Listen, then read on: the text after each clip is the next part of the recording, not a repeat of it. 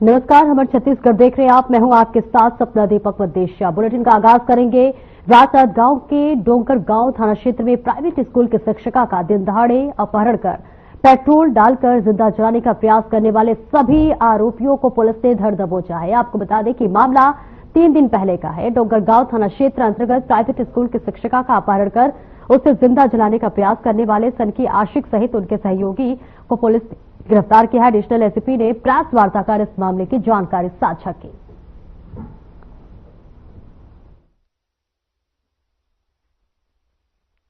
गांव थाने में प्रार्थी ने शिकायत दर्ज कराई कि एक युवती को किडनैप कर लिया गया है। मामले की जब जांच पड़ताल की गई तो मामला इस प्रकार से है कि युवती को कुछ लोगों ने किडनैप करके जंगल में ले गए और उसके ऊपर पेट्रोल डाल के दबाव पूर्वक उससे शादी की है और उससे वीडियो डलवाया फेसबुक में कि वो सहमति से शादी कर रही है।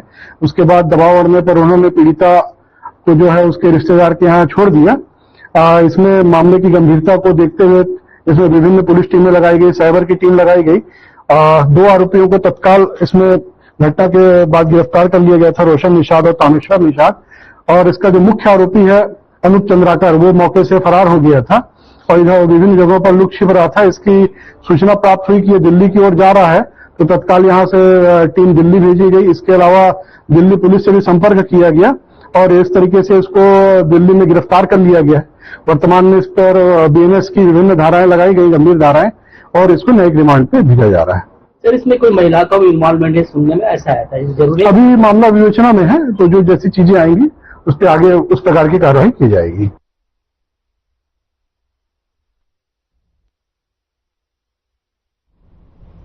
और आगे बढ़ेंगे जहां मुख्यमंत्री विष्णु देसाई ने पंडित दीनदयाल उपाध्याय भू जल संवर्धन मिशन का शुभारंभ किया। इसके तहत प्रदेश के सभी नगरीय निकायों में भूजल और वर्षा जल के संरक्षण संवर्धन के लिए मिशन मोड पर काम किए जाएंगे।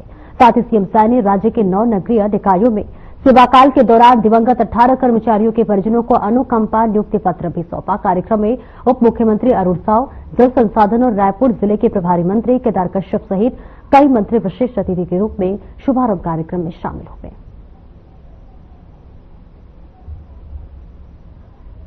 और देखिए सीधे तस्वीरें आपको रायपुर से दिखा रहे हैं जहां पर भू जल संवर्धन मिशन का शुभारंभ किया गया है। मिशन मोड पर जो है काम किए जाएंगे। मुख्यमंत्री साय ने अनुकंपा नियुक्ति पत्र बांटे हैं और ऐसे में कार्यक्रम में डिप्टी सीएम अरुण साव की भी मौजूदगी रही। और देखिए तस्वीरें आपको दिखा रहे हैं जहां मुख्यमंत्री की भी यहां पर मौजूदगी है।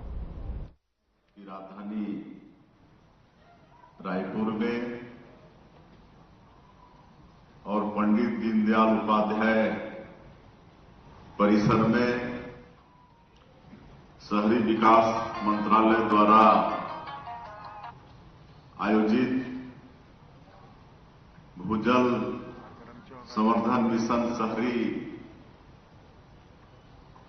के इस कार्यशाला में हम लोगों के बीच मंच में विराजमान हमारे प्रदेश के ऊर्जावान डिप्टी सीएम, जिनके पास शहरी विकास मंत्रालय भी है, लोक निर्माण विभाग भी है, लोक स्वास्थ्य यांत्रिकी विभाग भी है, विधि विधायी भी है, ऐसे आदरणीय श्री अरुण साव जी हमारे प्रदेश के वन, जलवायु परिवर्तन और जल संसाधन और कौशल विकास और सहकारिता मंत्री और हमारे रायपुर जिले के प्रभारी मंत्री श्री केदार कश्यप जी। और आज सौभाग्य है छत्तीसगढ़ के लिए कि इस कार्यशाला में देश में जो वाटरमैन ऑफ इंडिया के नाम से विख्यात हैं, ऐसे श्री राजेंद्र सिंह जी यहां पर उपस्थित हैं। उनके लिए ताली बजाकर एक बार स्वागत करिए। मंच में विराजमान है हमारे प्रदेश के पूर्व मंत्री और रायपुर पश्चिम के विधायक श्री राजेश मूढ़त जी, विधायक श्री सुनील सोनी जी, विधायक श्री मोतीलाल साहू जी, विधायक श्री पुरंदर मिश्रा जी, विधायक गुरु खुशवंत साहिब जी, विधायक इंद्र कुमार साहू जी, रायपुर महापौर श्रीमती मीनल चौबे जी, Shri Arun Kumar Pandey ji, urban development ministry के सचिव डॉक्टर वसव राजू जी, एक्का जी, शशांक पांडे जी और प्रदेश भर से आए हमारे निगम के महापौर, सभापति, नगरीय निकाय के हमारे अध्यक्षगण, नगरीय निकाय के सभी हमारे अधिकारीगण और कई विभागों से भी और आए हैं, जल संसाधन से और विभागों से आए और चेंबर ऑफ कॉमर्स से भी हैं, सभी संस्थाओं से उपस्थित सभी पदाधिकारीगण और मीडिया के साथी भाईगण, मैं सबसे पहले आप सभी लोगों का हृदय से स्वागत करता हूं, अभिनंदन करता हूं और मैं क्षमा चाहूंगा विलंब के लिए। 4.5 घंटा से लगातार ये कार्यशाला चल रहा है और मुझे आने में देरी हुई, शायद उसके लिए थोड़ा और भी कार्यक्रम को खींचना पड़ा है। जैसे हमारे डिप्टी सीएम साहब बताए कि अभी लगातार सुशासन तिहार हमारे प्रदेश में चल रहा है। 8 अप्रैल से शुरू हुआ है और इस महीने के अंत तक चलने वाला है, 31 मई तक चलने वाला है और ये 3 चरणों में चल रहा है। 8 अप्रैल से लेकर 11 अप्रैल तक हमारे अधिकारियों ने लोगों के बीच में जाकर सुझाव पेटी लेकर उनकी जो समस्याएं हैं उनको संकलन करने का काम किया है और 12 अप्रैल से लेकर 4 मई तक उसका समाधान का प्रयास किया है। अभी तीसरा चरण चल रहा है, 5 मई से 31 मई तक चलने वाला है और इसमें जगह जगह समाधान शिविर भी लग रहे हैं, 10 पंचायत 15 पंचायत को मिला के, और फिर जिला हेडक्वार्टर में समीक्षा बैठक भी चल रहा है, कहीं औचक निरीक्षण भी कर रहे हैं और इसमें हम स्वयं जा रहे हैं, हमारे सरकार के सभी मंत्रीगण जा रहे हैं, हमारे दोनों डिप्टी सीएम जा रहे हैं, हमारे सांसद, विधायक और जो जनप्रतिनिधि हैं सभी लोग जा रहे हैं। और आज हमारा ये दुर्ग जिला ये 20वां जिला था, 20 जिला आज हमारा पूरा हुआ है और दुर्ग जिला में आज 3 जिले का समीक्षा बैठक था। आपका बेमेतरा, कवर्धा और दुर्ग का, और उसके बाद आप लोगों के बीच में आना था, लेकिन इतनी बारिश हुई है वहां दुर्ग में, बिजली कड़क के साथ में बहुत बारिश हुई। हम तो सोचते थे कि रायपुर में भी ऐसे ही बारिश होगी, इधर बारिश कम है, लेकिन दुर्ग में तो बहुत बारिश आज हुई है। इस वजह से हेलीकॉप्टर छोड़ के बाय रोड आना पड़ा और इसलिए देरी हुई है और आप लोगों को जो कठिनाई हुई है उसके लिए हम पुनः आप लोगों से क्षमा चाहेंगे। और आज इस आयोजन के लिए हम शहरी विकास विभाग के हमारे भारसाधक मंत्री और डिप्टी सीएम अरुण साव जी को, उनके विभाग को बहुत बहुत धन्यवाद देना चाहेंगे कि उन्होंने जल की चिंता की है। जल का बहुत मतलब आवश्यकता है। जल है तो कल है, जल ही जीवन है। जल के बिना हम लोग जीवन की कल्पना भी नहीं कर सकते और इसकी चिंता के लिए कार्यशाला का आयोजन और इसमें सभी संस्थाओं के लोगों को आमंत्रण, और हमारे राजस्थान से राजेंद्र सिंह जी जो वाटरमैन ऑफ इंडिया कहलाते हैं उनको भी बुलाए हैं और 4.5 घंटा ये कार्यशाला चला है, विभिन्न सत्रों में चला है और भी कई हमारे वाटर संरक्षण और संवर्धन विषय के विशेषज्ञ, उनका भी आप सब लोग मार्गदर्शन, उनके भी विचार आप सब लोग सुने होंगे। निश्चित रूप से हमारे छत्तीसगढ़ में जल संरक्षण और जल संवर्धन की दिशा में आज का एक कार्यशाला एक मील का पत्थर साबित होगा, ऐसा मुझे पूरा विश्वास है।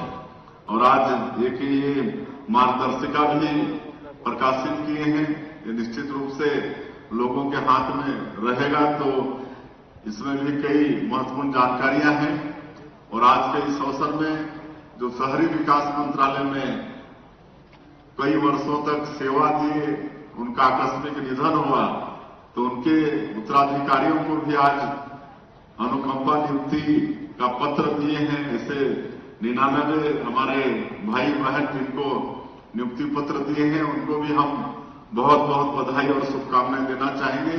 उनके उज्जवल भविष्य की हम कामना करना चाहेंगे।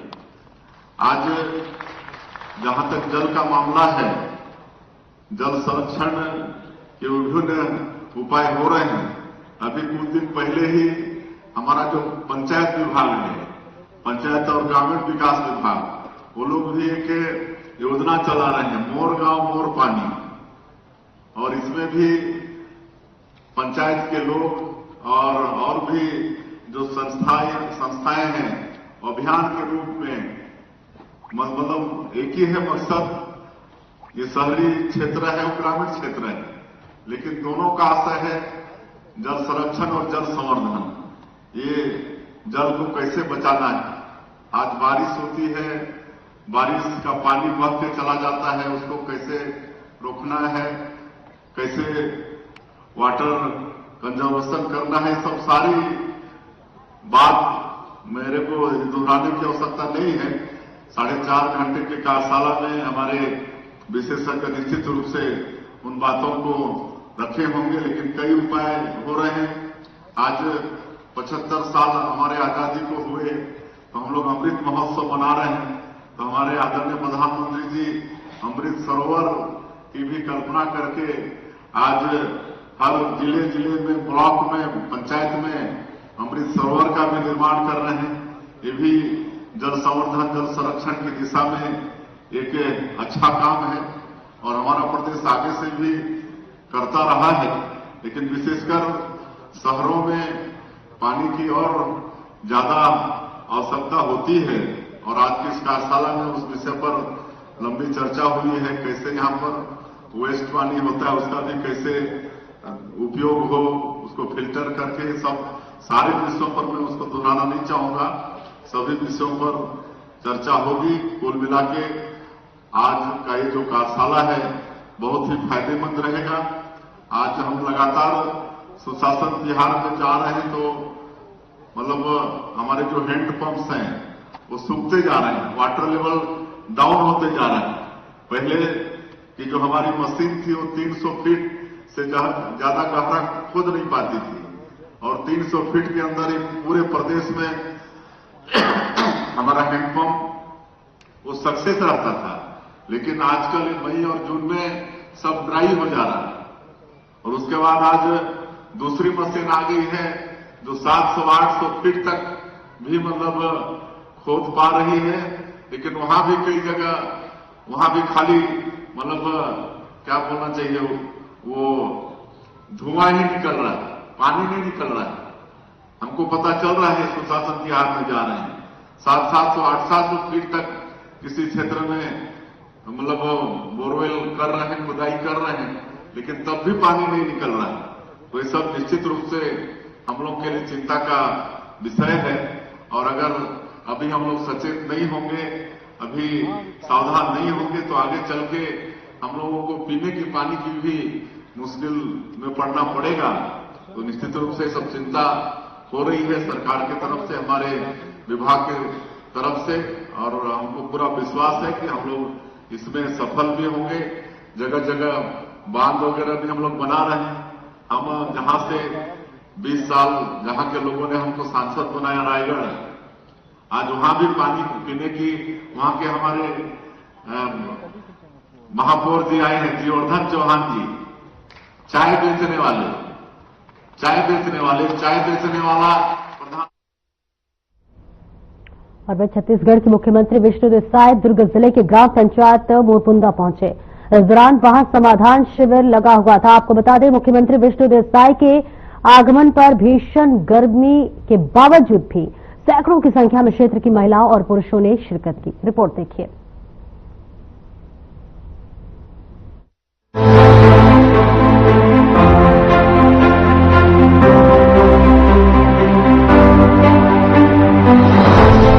ग्राम पंचायत मुरमुंदा में समाधान शिविर आयोजित किया गया, जिसमें मुख्यमंत्री विष्णुदेव साय ने शिरकत की। इस मौके पर उनके साथ उप मुख्यमंत्री विजय शर्मा, अहिवारा विधायक डोमन लाल कोरसेवाड़ा, पूर्व मंत्री प्रेम प्रकाश पांडे सहित भारतीय जनता पार्टी के कई वरिष्ठ नेता मौजूद रहे। सैकड़ों की संख्या में क्षेत्रीय लोगों की उपस्थिति ने सरकार के प्रति विश्वास और जुड़ाव का स्पष्ट संदेश दिया।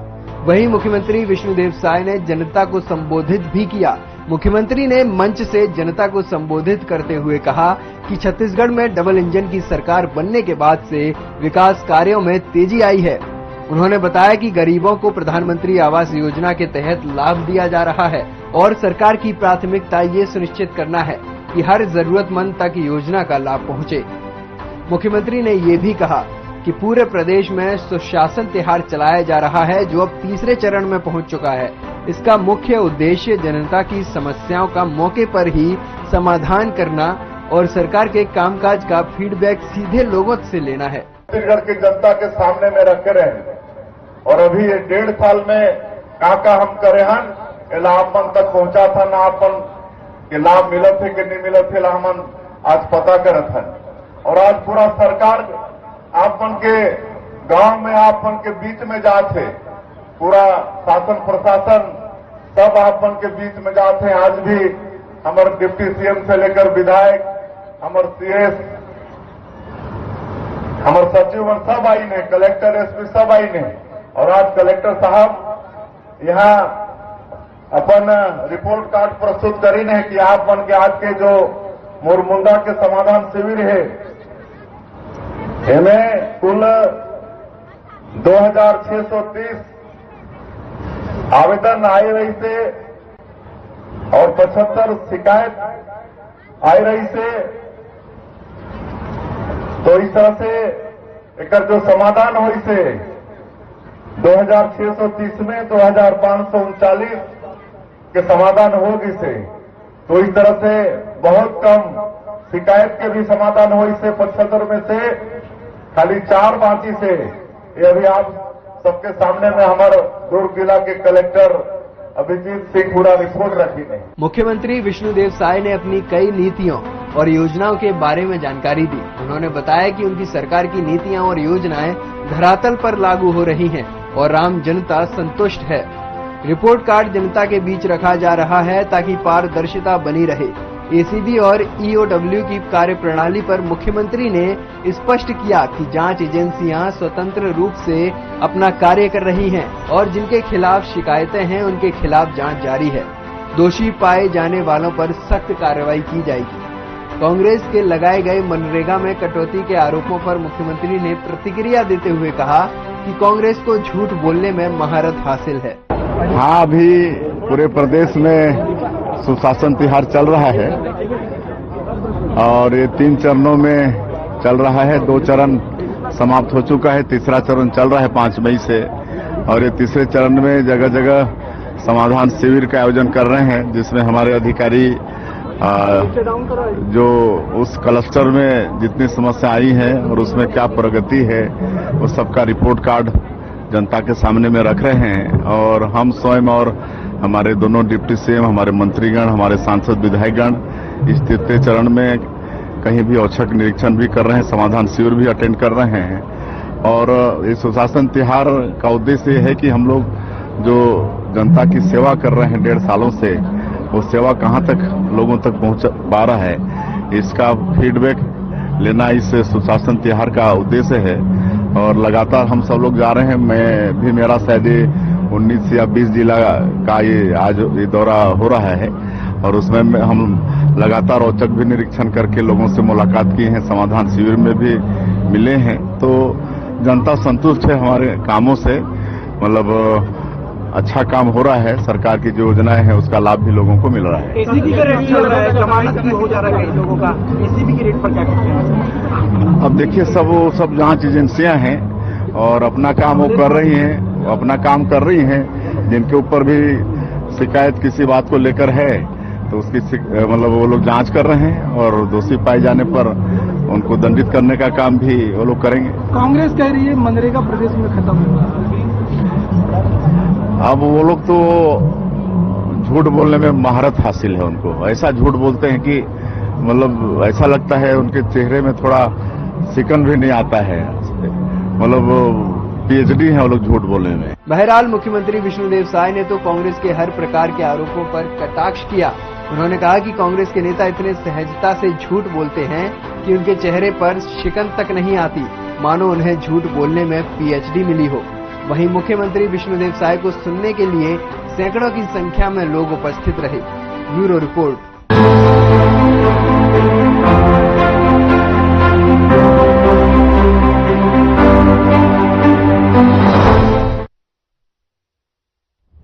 और वहीं राजनांदगांव के डोंगरगांव क्षेत्र से कुछ दिन पहले एक मामला सामने आया था, जिसमें महिला को अगवा कर उसे जान से मारने की कोशिश की गई। महिला ने काफी मुश्किल से अपनी जान बचाई और शिकायत करने एसपी ऑफिस पहुंची। महिला की समस्या का अभी तक समाधान नहीं हो सका है। आरोपी को पकड़ा गया है, लेकिन धारा कम लगाई गई है। ऐसे में न्याय की मांग को लेकर आज पूरे ग्रामवासी एसपी ऑफिस पहुंचे और आरोपी को फांसी देने की मांग को लेकर एसपी ऑफिस में ही बैठ गए।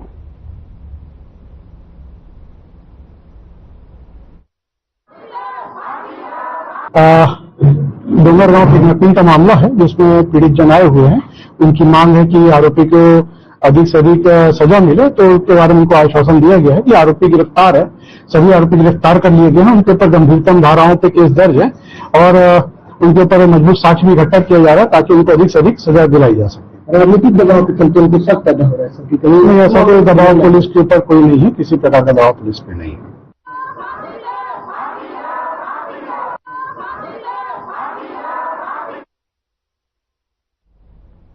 और जहां वहीं राजनांदगांव की धर्मनगरी डोंगरगढ़ में स्थित मां बमलेश्वरी मंदिर के रोपवे में 24 अप्रैल को बड़ा हादसा हुआ था। इस हादसे में बीजेपी के प्रदेश महामंत्री भरत वर्मा गंभीर रूप से घायल हो गए थे। वे रोपवे से माता के दर्शन करने जा रहे थे, तभी रोपवे का एक हिस्सा टूटकर गिर गया। हादसे में पूर्व गृह मंत्री रामसेवक पैकरा बाल बाल बच गए। तो वहीं हादसे के बाद प्रशासन द्वारा रोपवे संचालन को बंद करवा दिया गया था, जिसे कि एक बार फिर लंबे अंतराल के बाद शुरू किया गया है। रोपवे में घटना के बाद दामोदर रोपवे कंपनी द्वारा उसको सुधार कार्य करके एक टेक्निकल रिपोर्ट भेजा गया है। साथ में एनआईटी रायपुर के टीम द्वारा जांच किया गया है। जांच में और आवश्यक सुधार करने के लिए बोला गया था। सुधार करके रोपवे को मैनुअली स्टार्ट किया गया है और उसमें जो टेक्निकल प्रॉब्लम है मैनुअली की जगह में जहां पर हमको ऑटोमेटिक करना है, उसमें 2 महीने का समय कंपनी के द्वारा मांगी गई है। 2 महीने में सुधार करने के पश्चात उसको ऑटोमेटिकली सुधार चलाने की कार्रवाई की जाएगी। सर 2 महीना का जो समय है सुधार करने में और रोपवे पहले चालू हो गया, तो इससे क्या जनहानि का कोई आशंका नहीं लगता सर? नहीं, रोपवे का जो टेक्निकली जो एनआईटी द्वारा दी गई है उसमें उन्होंने ये बताया है कि इसमें मैनुअली चालू कर सकते हैं और साथ में दामोदर कंपनी ने भी कहा है कि मैनुअली चालू किया जाए। तो सारे घटनाक्रम में वैसे दोषी कौन किसको पाया गया सर जब जांच पूरी हो गई तो? इसमें विस्तृत जांच ऊपर भेजी गई है। जांच रिपोर्ट आने के बाद ही इसमें कहा जा सकता है। 2 महीने में कोई घटना होती है तो उसकी जिम्मेदार दामोदर कंपनी होगी। जो भी इसमें टेक्निकली टीम ने उसमें रिपोर्ट दी है दामोदर कंपनी उसको, और अन्य को यदि समय के अनुसार उसमें कार्रवाई की जा सकती है। 24 अप्रैल को मंदिर रोपवे में जो दुर्घटना घटी थी उसके संबंध में थाना डोंगरगढ़ में 174/25, 125, 125A और 279 BNS के तहत अपराध दर्ज किया गया है। और देखिए, रोपवे में जो घटना हुई थी उसको देखते हुए मंदिर ट्रस्ट ने इसको बहुत गंभीरता से लिया और इसमें कहीं और आगे दुर्घटना ना हो, इसको देखते हुए समस्त चीजों को ध्यान में रखते हुए जो एक्सपर्ट है, जिसमें एनआईटी की भी एक टीम आई थी रायपुर से, उन्होंने और रोपवे के जो संचालन करता है दामोदर रोपवे वाले, उनकी संयुक्त रूप से इसका पूरा जांच की गई। एक एक बिंदुओं पर उन्होंने डिस्कस किया और जहां उनको ऐसा लग रहा है कि इस रोपवे में हमको और जो सुरक्षा के मापदंड होना चाहिए उसके बारे में भी हमको बताया। और फिलहाल इस बुलेटिन में इतना ही। नमस्कार।